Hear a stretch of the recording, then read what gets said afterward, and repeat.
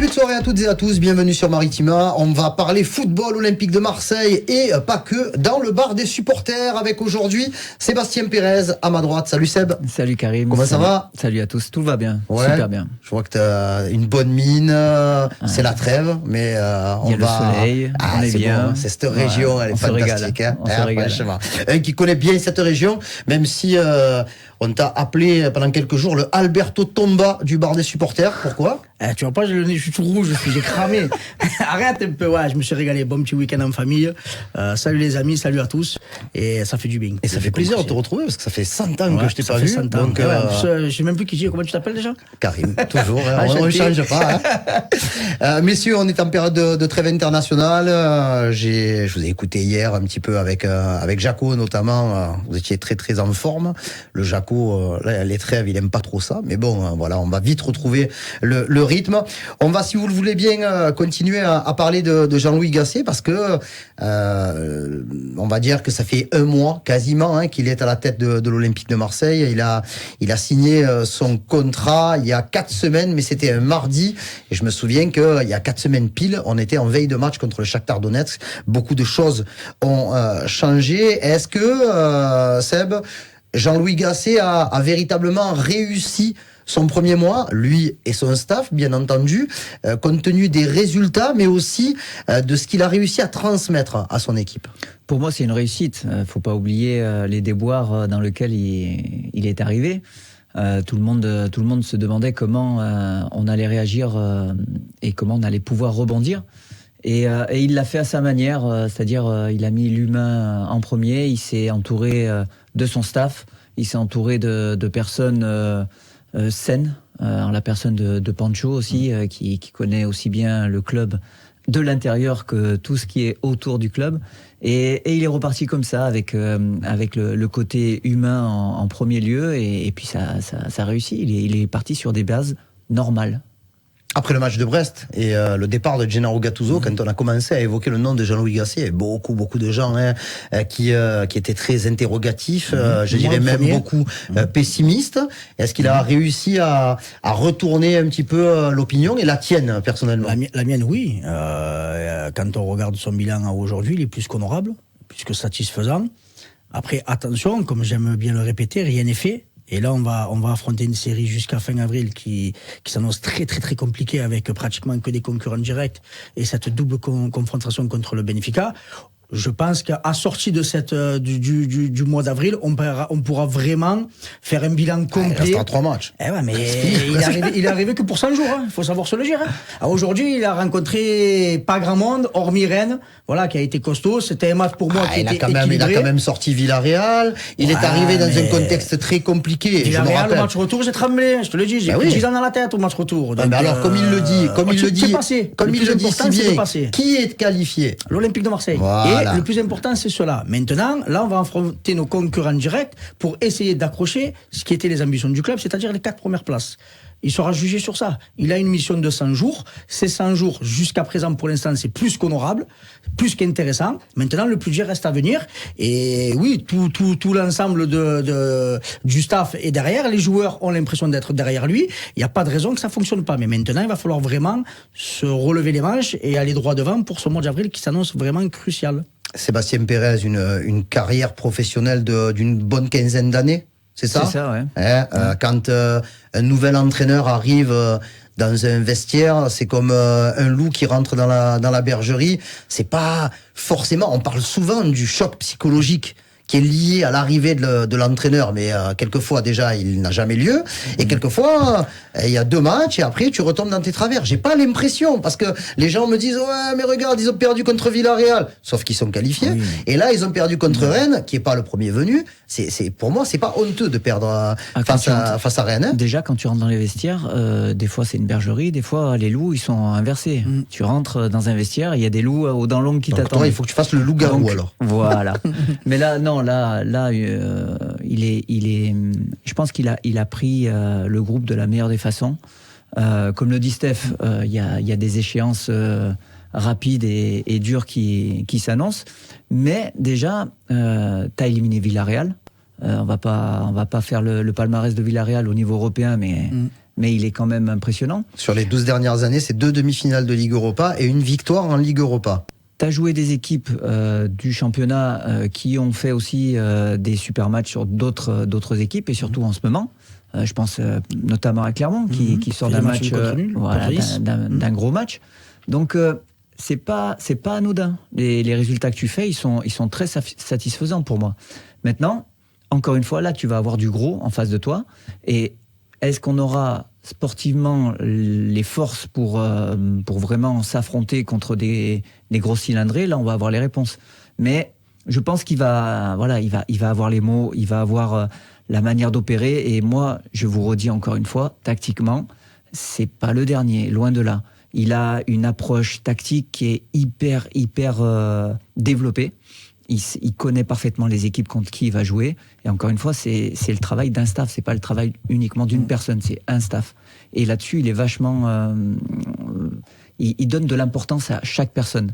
Donc tout le monde a envie de lui rendre au centuple, que ça soit joueur, que ça soit staff. Donc il est en train d'unifier tout un club.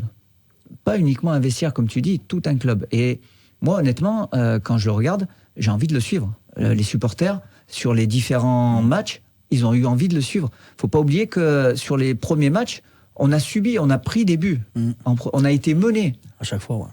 Il a été calme, serein, à l'image de son équipe, et le public n'a pas lâché. Ils étaient derrière son équipe. Enfin, ils étaient tous derrière le coach, derrière l'équipe, et on a vu que ça portait ses fruits. Donc, voilà, on va avoir vraiment des grosses équipes, mais je pense qu'on est blindé pour les affronter.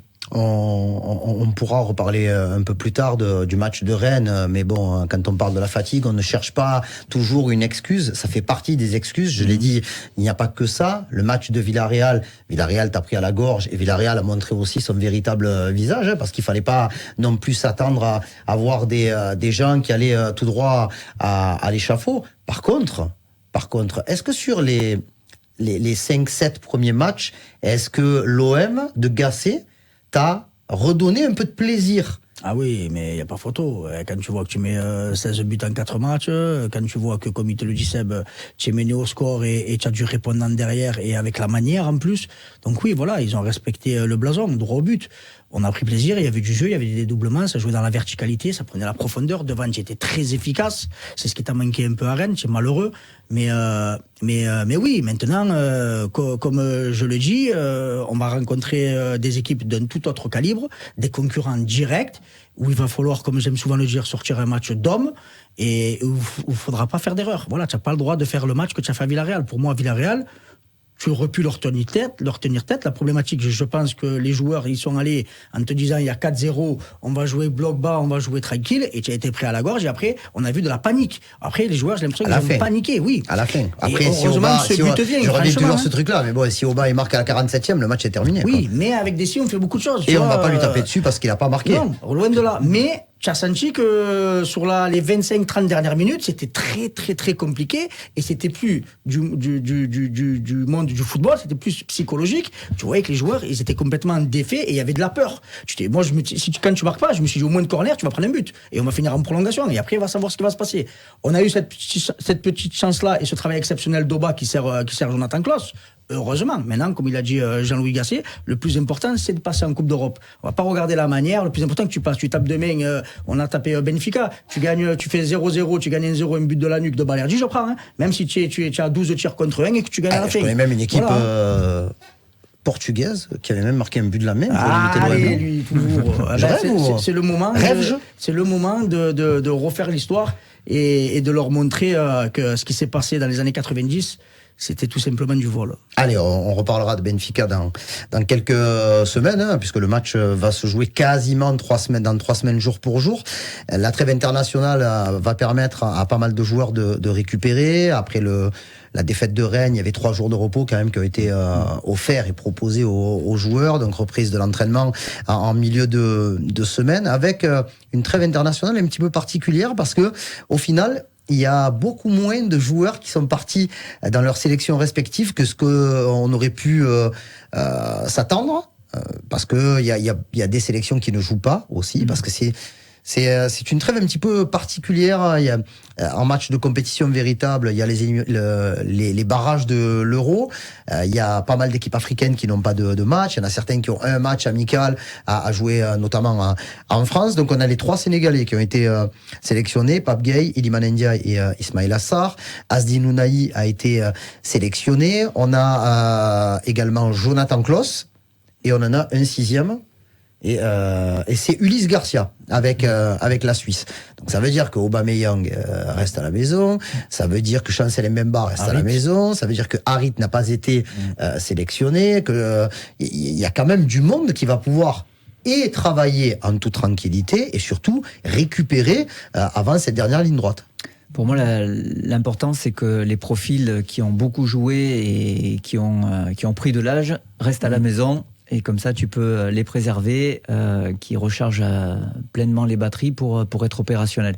Après, ceux qui sont partis, ça peut être aussi un point positif dans le sens où ils vont changer de paysage, ils vont se ressourcer. Notamment, on pense aux Africains qui ont besoin aussi de retrouver les leurs. Donc voilà. Et alors pour le Sénégal, ils vont retrouver les leurs, mais ils vont jouer en France au stade de la Licorne à Amiens, donc ça c'est bien. Voilà, c'est un groupe, l'ambiance, l'atmosphère, ils vont échanger entre eux, donc on sait qu'ils aiment bien se retrouver. Donc là-dessus, ça va aussi les ressourcer psychologiquement. Parce qu'il y avait aussi bien la fatigue physique, mais on a pu le voir aussi, la fatigue psychologique, avec des matchs vraiment où il y avait une grosse débauche. Villarreal avec la fin de match qu'on a tous vécu. Quand tu es sur le terrain, je peux te dire que tu les subis, et puis quelque part quand tu vois le match de Rennes, quelque part tu t'empathies parce que tu avais la qualité, tu avais la volonté, mais il te manquait un peu de gaz et ça a fait la différence. Donc là franchement ça va être une vraie ressource, ces quelques jours pour recharger les batteries, pour se refaire une bonne petite santé avant les sommets qui vont se montrer. Je reste avec toi. Tu as été proclamé le procureur ou l'avocat de Jonathan Klaus. C'est vrai que Jonathan Klaus a alterné ces dernières semaines le bon et le moins bon. On peut le comprendre aussi peut-être par rapport à la situation personnelle qu'il a vécue au sein du club. Cette convocation, cette sélection pour les 2 matchs de l'équipe de France contre l'Allemagne et surtout peut-être, on l'espère pour lui, quelques minutes de jeu contre le Chili au Vélodrome mardi prochain. Est-ce que ça peut marquer la fin de sa période un petit peu avec des hauts et des bas? Bon, il l'a marqué déjà. Je pense que le fait, la façon dont il a réagi, tu es vraiment son avocat, quoi. Ouais, à fond, jusqu'au bout. Tu sais, moi, quand j'aime, je vais jusqu'au bout. C'est mon côté généreux. Mais il l'a montré, il l'a démontré sur des matchs, que ça soit à la finalité, que ça soit Clermont, que ça soit Villarreal, mais dans sa débauche d'énergie. Alors oui, on va dire, il est plus attaquant ou contre-attaquant que défenseur. Ses qualités, on les connaissait avant et on les connaît aujourd'hui.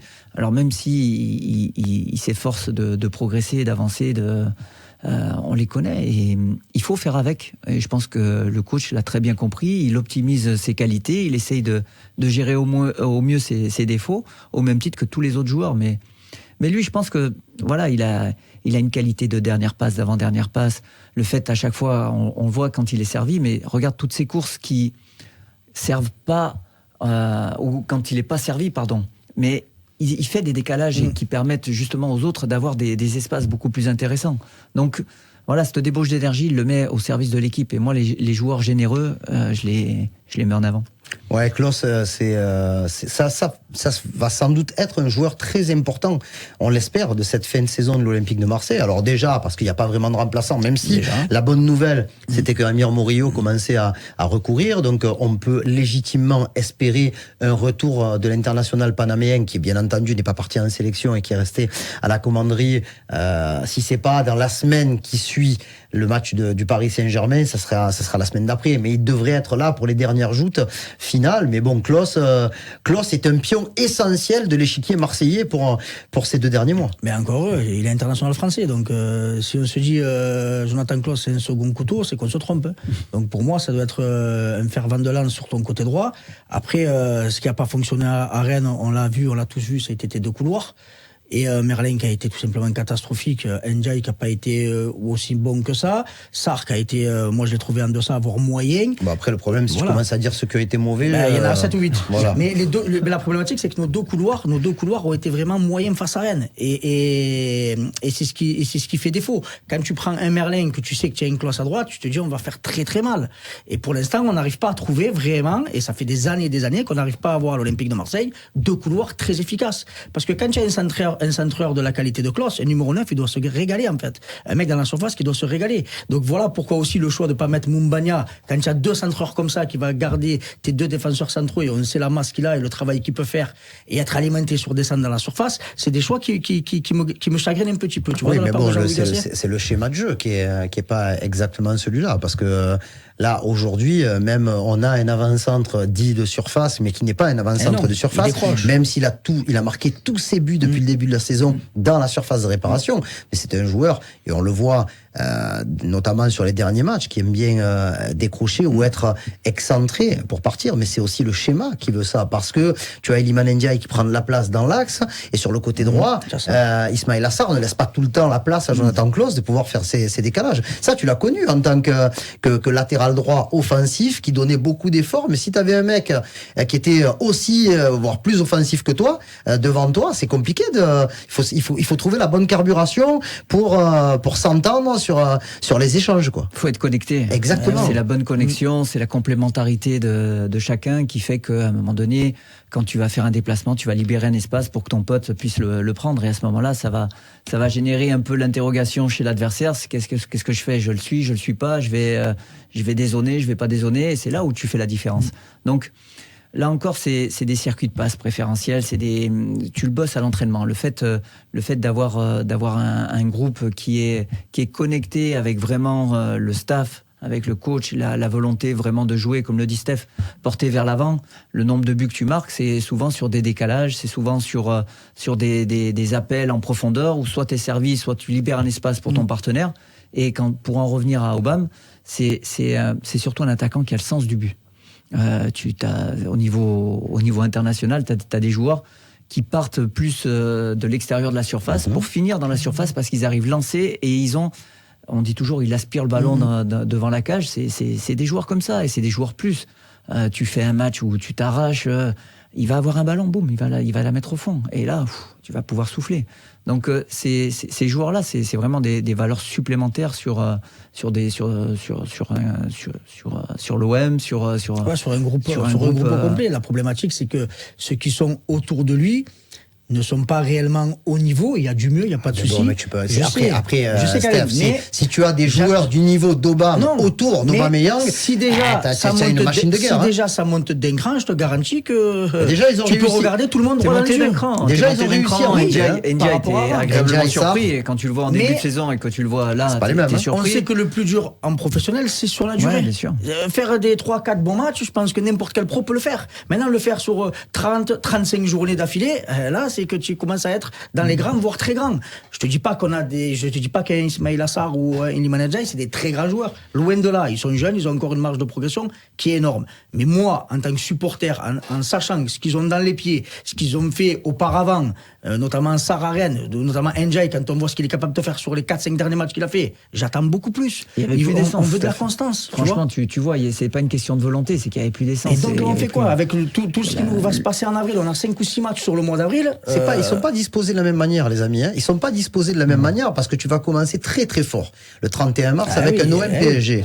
Mais tu n'auras pas de match en semaine qui va suivre. Tu vas aller à Lille le vendredi, c'est-à-dire 5 jours plus tard. Donc tu vas avoir le temps quand même même si je suis persuadé que le match du 31 mars va prendre beaucoup d'influx nerveux avant, pendant et après. Mais 5 jours, c'est normal. Voilà, c'est bien. Tu peux préparer, voilà, tu peux. Et après Lille, régénérer. Tu auras 6 jours Bien avant sûr. de jouer Benfica. Non. Donc tu seras quand même pour jouer tes 3 premiers matchs, tu seras dans une configuration. Tu vas pouvoir compter sur tes valeurs sûres qui vont être à 100% au niveau physique. Donc là-dessus, moi je me fais pas de mauvais sang. Après, ça sera justement la qualité de l'équipe que tu auras aussi en face. Mais bon, honnêtement, j'ai hâte d'être le jour de, moi, je me de languis, Paris. je te le Parce dis. que, honnêtement, tu me s'il y a dis, bien- s'il y a on bien est un le match- 30 là, je suis en folie déjà. Moi, les trêves, sur si les j'aime 5 pas. dernières années, s'il y a bien un match où tu te dis, ouais, c'est peut-être là. C'est celui-là, c'est celui qui arrive. Donc, moi, honnêtement, j'ai beaucoup d'espoir. Maintenant, tu sais que tu vas rencontrer une équipe qui va être gonflée à bloc aussi. Mais qui jouera 3 jours plus tard une demi-finale de Coupe de France. J'aurais préféré qu'il joue 3 jours plus tard un quart de finale aller de Ligue des Champions. Mais bon, je prends la demi-finale de Coupe de France et après, je suis persuadé qu'ils ne s'économiseront pas. Mais ils ont tellement d'avance désormais en championnat que même si le match contre l'Olympique de Marseille est un match important pour les supporters parisiens et pour je pense qu'à un moment donné, si on leur donnait le choix entre venir gagner au Vélodrome ou se qualifier pour la finale de la Coupe de France, peut-être que les Parisiens prendraient la Coupe de France. Non ?